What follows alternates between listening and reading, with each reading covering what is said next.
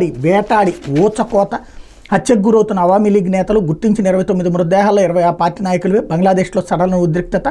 బంగ్లాదేశ్లో ఉద్రిక్తత కొనసాగుతుందో పక్క తాత్కాలిక ప్రభుత్వ అధినేతగా మొహమ్మద్ యూనస్ గురువారం రాత్రి ప్రమాణం చేయనుండగా బుధవారం పలు ప్రాంతాల్లో హింసాత్మక ఘటనలు చోటు చేసుకుని షేక్ హసీనా ప్రభుత్వం వైదొలిగిన ఆ పార్టీ అవామీ లీగ్కి చెందిన పలువురు నేతలు ఊచకోతకు గురవుతున్నారు. 3 వారాలకు పైబడిన హింసాకాండలో 469 మంది ఇప్పటివరకు మృత్యువాత పడ్డారు. 29 మృతదేహాలను గుర్తించగా వాటిలో 20 అవామీ లీగ్ నేతలవే కావడం పరిస్థితి తీవ్రతకు అద్దం పడుతుంది.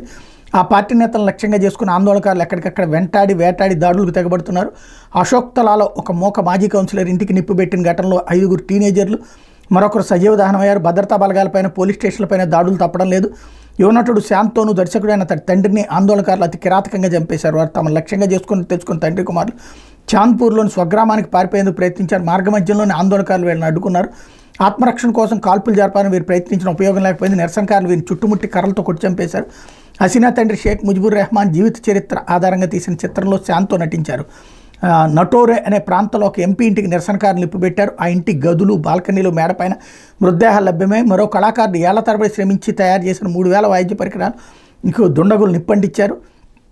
బంగ్లాదేశ్ ప్రజలు హింసకు దూరంగా ఉంటూ శాంతియుతంగా ముందడుగు వేయాలని తాత్కాలిక ప్రభుత్వ సారథి నోబెల్ పురస్కార గ్రహీత యూనస్ పిలుపునిచ్చారన్నటువంటి వార్తని హైలైట్ చేశారు.